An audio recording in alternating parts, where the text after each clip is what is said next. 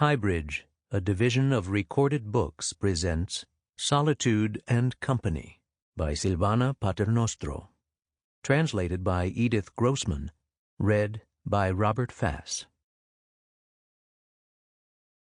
I am consoled, however, that at times oral history might be better than written, and without knowing it we may be inventing a new genre needed by literature, fiction about fiction.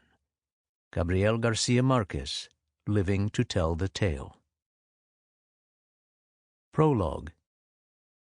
In November 2000, the magazine Talk, recently founded by Tina Brown, asked me to prepare an oral history of Gabriel Garcia Márquez. They wanted 2,000 words, badly counted and with photographs that amounted to 3 or 4 pages. That is, something short. Definitely not his biography. I was hired because, although I've lived in New York since 1986, I was born in Baranquila, and therefore was a neighbor of the imaginary world of Macondo. Besides, in the winter 1996 issue of the Paris Review, I had published 3 Days with Gabo, a detailed chronicle of a journalism workshop Garcia Márquez offered in Cartagena, and which I attended as a student. I proposed that instead of interviewing the heads of state, movie stars, and immensely wealthy men with whom he associated on a daily basis, I would travel to Colombia to talk with those who knew him before he became the legendary Latin American author. When I said I would even talk to the characters who appear in 100 Years of Solitude, referring to a group of friends he had immortalized as the pranksters of La Cueva, and the first and last friends that he ever had in his life, they immediately sent me a plane ticket that I found very funny, because printed on the front of the folder that held the ticket was the image of Mickey Mouse. Talk was financed by the Disney Corporation. After Colombia, I have to go to Mexico, I risked telling the editor. That was where he wrote the novel. Whatever you need, was the answer. The piece was never published. Talk closed because the formula of mixing show business with journalism and literature was not an obvious success. What other magazine puts a bare-chested Hugh Grant on the cover and devotes 6 pages to a serious section on books? The editor who had asked me for it told me not long ago. Only Tina would have asked for an oral history of Gabriel Garcia Márquez. Thanks to Tina's daring, however, I was able to produce 24 tapes, 90 minutes on each side, of people talking about Gabriel Garcia Márquez. I published a few pieces carved out of those conversations. In 2002, when Living to Tell the Tale, his book of memories, was published in Spanish, the magazine El Malpensante, The Evil-Minded, came out with a more Colombian and more extensive version of what I had prepared for Talk. I called it Solitude and Company, the name that at one point Garcia Márquez was going to give to a film production company he wanted to set up with some Colombian partners. With the same title, I published another version in the edition of the Paris Review commemorating its 50th anniversary, which in turn was translated and published in Mexico by the magazine Nexos in its spring 2003 issue. Almost a decade went by before I decided, in March 2010, that it was time to listen to those tapes again and transform them into this book. When I finished listening to them, though, I realized that what I had was not enough for a book. I needed to fill in gaps, which is why I began a second round of interviews with those who I thought would provide context and chronology to the first voices. Solitude and Company is divided into 2 parts. In the first, B.C., before Cien años de soledad, his siblings speak, as well as those who were his buddies before he became the universally loved Latin American icon. Those who knew him when he still didn't have a proper English tailor nor an English biographer, 2 things I heard him say are the marks of a writer's success, and didn't accompany presidents and multimillionaires, as on the night I saw him cut the baby blue inaugural ribbon at the Museo Soumaya, Carlos Slim's gift to Mexico City, which reminded me of the interviews I had prepared for Talk. This first part gathers together the voices of those irreverent and hopeful times when a boy from the provinces decided to become a writer. This is the story of how he did it. Here we witness the formation of the creator venerated throughout the world. In the second part, A.C., after Cien años de soledad, a prize-winning Garcia Márquez appears, a celebrated man. A great deal has been written about Garcia Márquez, but no matter how much is written, the author's prose, the censorship of his memories, and the analysis of his biographer weigh heavily. Oral history, the formal name of this genre, allows those who were very close to him to describe for us the man who became the most important writer in Latin America, the lover of power, and defender to the end of Fidel Castro. It allows them to tell us how they welcomed him, helped him, and watched him create himself. It permits them to make us feel how much they love him, or how much he annoyed them.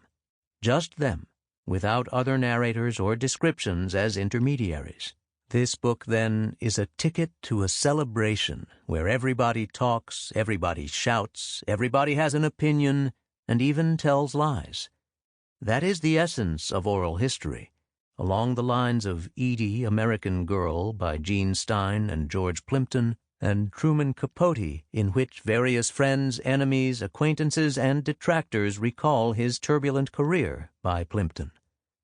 This format, which fell from the skies with that imperative phone call from Tina Brown, is formidable because it is amusing and light, yet profoundly true.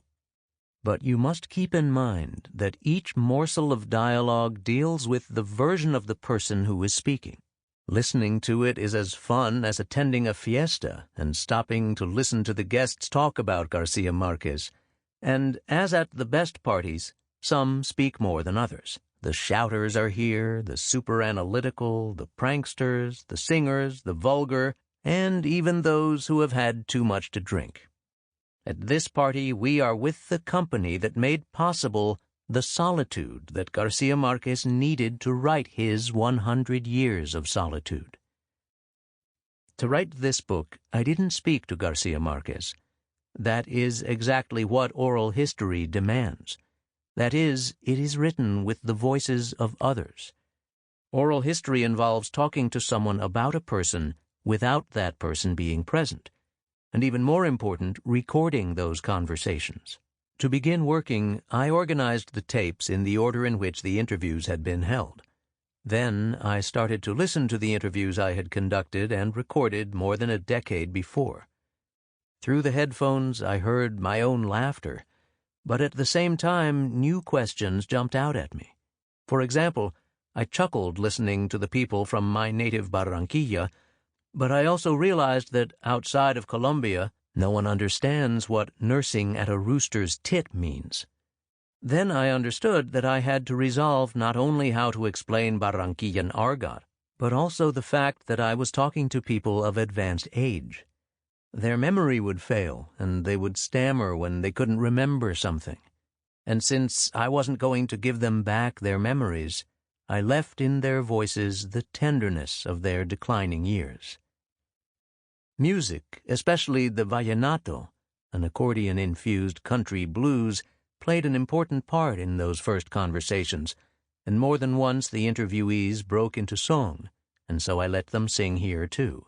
I also include the machista logic of the judge Garcia Márquez consulted so that he could tell him what had happened on that fateful Sunday when, as a young man, the magistrate had witnessed what the world knows today as the chronicle of a death foretold. I also include a lot of explanations about Barranquilla, because it is not only fertile ground for the so-called magical realism, it is also where Garcia Márquez met his first and last friends, the wise Catalonian, along with Alfonso, Álvaro, Germán, and a few others of the arguers who appear in the last chapter of 100 Years of Solitude.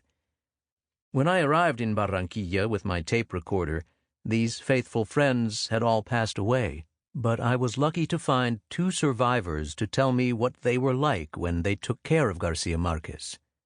This book is an homage to friendship, a recognition of his friends, because in Baranquilla he certainly had the very best. Looking for more accounts of friendship, I wanted to communicate with Maria Luisa Elio and Jomí Garcia Ascot. 100 Years of Solitude is dedicated to them.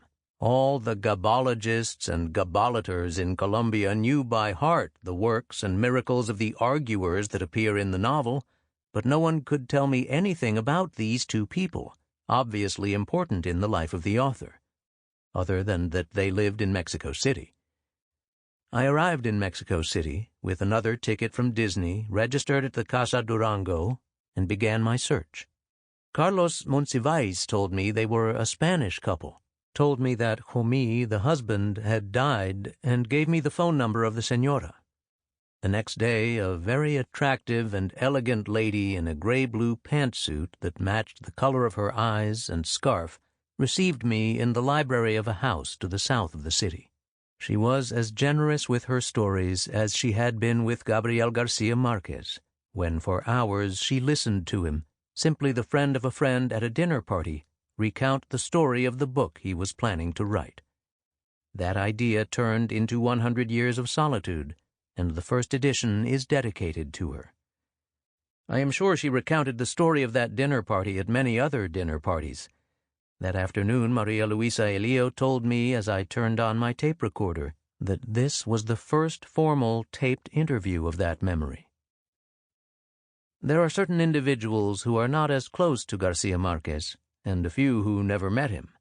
However, their commentary on moments in Colombia's history that marked the life of the writer, like the assassination of Jorge Eliezer Gaitán on April 9, 1948, and the historical period known as the violence unleashed by this event, are essential to understanding the history of Garcia Márquez and of his books. Nereo Lopez, the official photographer of the Colombian delegation sent to Stockholm when Garcia Márquez received the Nobel Prize, moved to New York in 1997 when he was 80 to open up his horizons, and I took advantage of his admirable audacity to have him talk to me about the days when Garcia Márquez was just another colleague and Colombia was bleeding to death. His vivid recollections brought history to life. Here a Garcia Márquez appears without the self-censorship of living to tell the tale, and without the weight of the more than 700 pages of the excellent biographies by Dasso Saldívar and Gerald Martin. It is a rich, rare historical document that retrieves the collective memory of his life and reflects on the work of being a writer, of how he comes to the necessary Rilkean pact with solitude. It is a book that demonstrates how friendship and circumstances, but above all discipline and dedication, are necessary in order to triumph. His close friend, the Argentinian writer Tomás Eloy Martinez, confessed to me that in order to be Gabo's friend, you had to take an omertà, as if you were in the mafia. You have to never write about him, he told me one afternoon on his patio in New Jersey. Garcia Márquez recounts that in Paris, when he was young and poor, he had seen Ernest Hemingway in a park. Instead of approaching him and beginning a conversation, he decided to shout his name from the other side of the little square, raise his hand, and signal with that gesture how much he respected him. I understood the fear he felt, for it is very difficult to let oneself be tempted by proximity. I have written this book from a distance, and in the same spirit. It is a human portrait of someone who turned into a legend.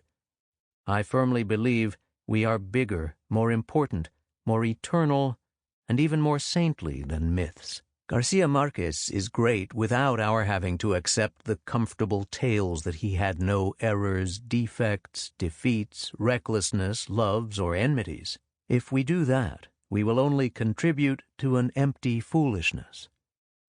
To enjoy this book, one must put aside the notion that everything in life has a single truth. Oral history contrasts each person's truth. That is part of its charm.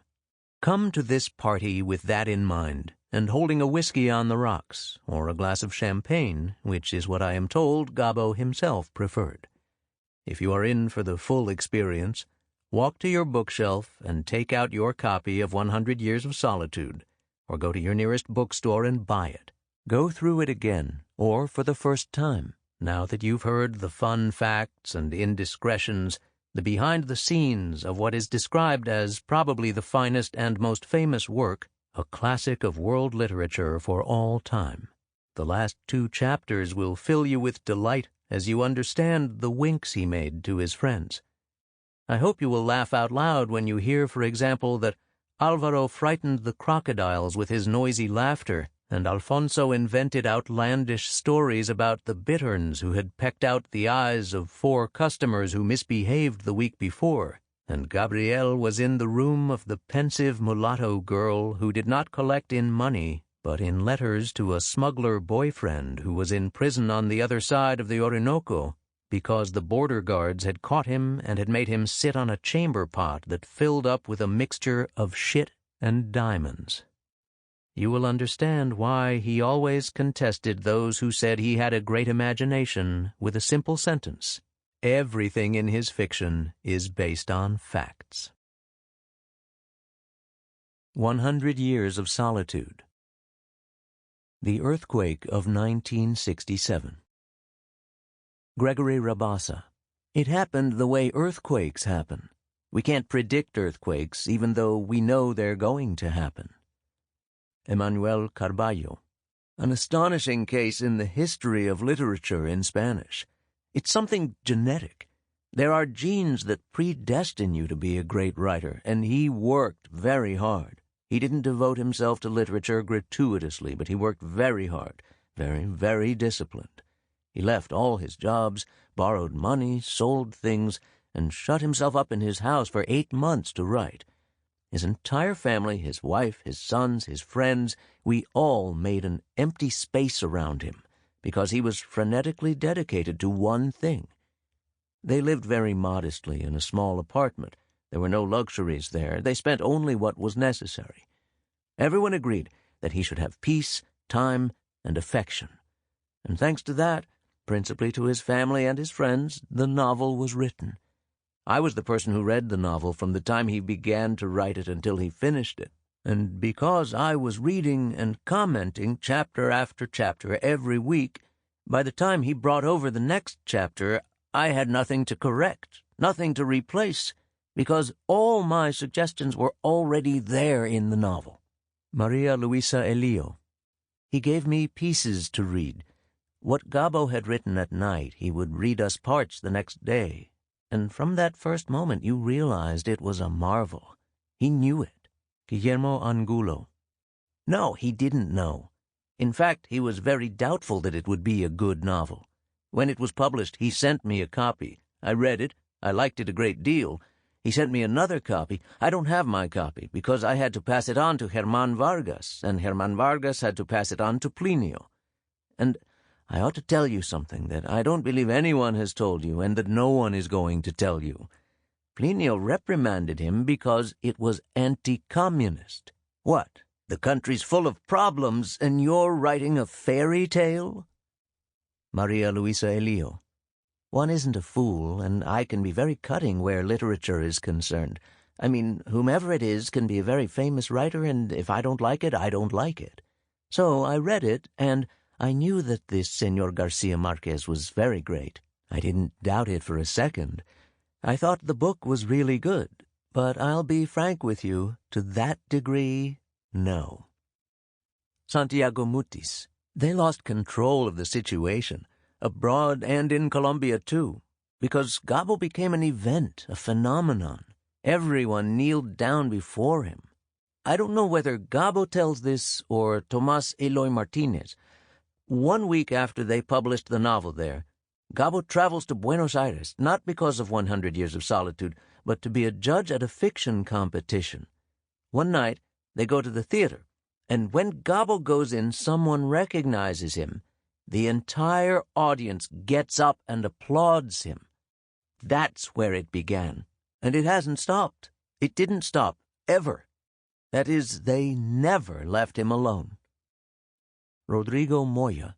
On November 29, 1966, Gabriel Garcia Márquez visits me in my home in the Condesa building, accompanied by his wife Mercedes, so that one of my photographs would illustrate the first edition. I took the photographs in my house, which had a good deal of natural light. He arrived wearing a plaid jacket. He loved those plaids. He looked impassive, but he certainly was conscious of the camera. He was conscious that he had created a masterpiece. He had already written a great deal, he had already had success, and throughout the work you can breathe the certainty that only geniuses have. I had that impression then. Of course, not the magnitude. Gabo was just 39 years old, but a foretelling of what was to come. B.C. Before Cien años de soledad. 1. The son of Luisa Santiago and Gabriel Eligio. How the son of the telegraph operator in Aracataca begins to collect stories in the cradle. Rafael Ulloa. Gabo wasn't born in 1928, but in 1927. He says he was born in 28 to coincide with the slaughter on the banana plantations, but it was his brother who was born in 28. Luis Enrique Garcia Márquez. Until 1955, I thought I had come into this world on September 8, 1928, after my mother's 9 months of pregnancy. But it happened that in that year of 1955, Gabito wrote the story of a shipwrecked sailor in El Espectador, and he had difficulties with the government of General Rojas Pinilla. Then he had to leave the country, for which he needed a certain document, and in that document, I don't know why, it was stated that Gabito was born on March 6, 1928. That is the same year I was born, something which left me in a difficult situation, either being the only 6-month premature baby on record who weighed 10 pounds 2 ounces, or almost his twin. He never corrected the date, but the one who was born in 1928 in Aracataca, Magdalena, was me. Gabito was born on March 6th of 27. Ramon Ian Baca. Luisa, Gabo's mother, was a well-regarded person.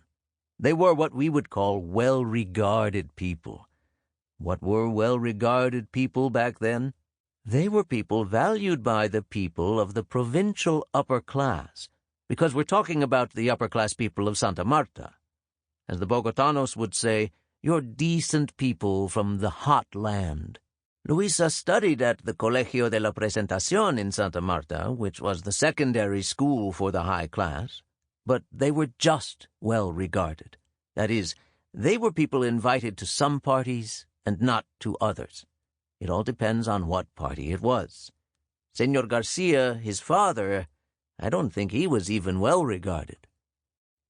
Rafael Ulloa. Gabriel Eligio Garcia is the father. My mother is first cousin to Garcia Márquez's father, so my mother told me a little about family issues, and I'm a great fan of Garcia Márquez. I've read all his books. I'm from Cien, of course. It's the hometown of this gentleman's father. Cien, spelled with a C. The town was called San Luis de Cien, but for people it was Cien. Carmelo Martinez. Luisa Santiago, Gabito's mother, was a white lady, short, with a wart right here, white, the same age as my mother. My mother was born in 1904 and Luisa in the same year. She's about 96 years old. She doesn't know anything anymore. Rafael Ulloa. Carlos H. Pareja is from Cien and is related to Gabito's father. And, well, Carlos had good connections. He helped Gabo's father so he could begin to study medicine, but he ran out of dough, and then, since he was in a bad situation, they told him, don't fuck around, do something, find a job. And then he was appointed telegraph operator in Aracataca. When he went there, he fell in love with Luisa Santiago Márquez, who was the daughter of Colonel Márquez. His mother was a very peaceful woman, Luisa Santiago Márquez. She was a good friend of my mother's. Jaime Garcia Márquez. They say that Gabriel Eligio Garcia, my father, came to Aracataca as a telegraph operator and saw Luisa, my mother, one day and liked the girl right away. One day, he approached her and said, "After carefully analyzing the women I've met in Aracataca, I have reached the conclusion that the one who suits me best," that's how he said it, suits me, "is you. I want to marry you. Think it over. But if you decide not to, tell me and don't worry because I'm not dying for you." I think what happened was that he was dying of fear that she would turn him down, and to protect himself he made that ridiculous declaration. And I think so because we're all the same, very affectionate with our women. Ramon Illanbaca. Not even the colonel, Luisa's father, wanted Gabriel Eligio. He was on a lower level, and the people cared a great deal about these levels back then, because they were small places and everyone lived closer together. Luis Enrique Garcia Márquez. From the beginning, the marriage was nomadic. They married in Santa Marta, went to Riohacha for their honeymoon, and settled there.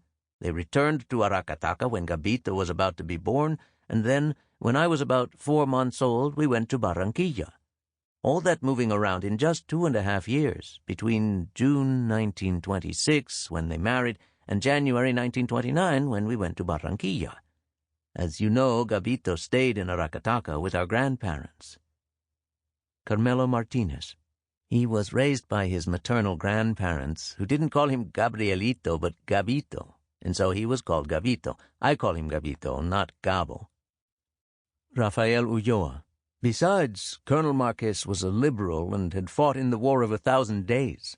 And this guy, Gabriel Eligio, who was from Cincé, was a Goth, a conservative. Don't fuck with me. I don't want anything to do with that son of a bitch Goth here. Send the girl to another town.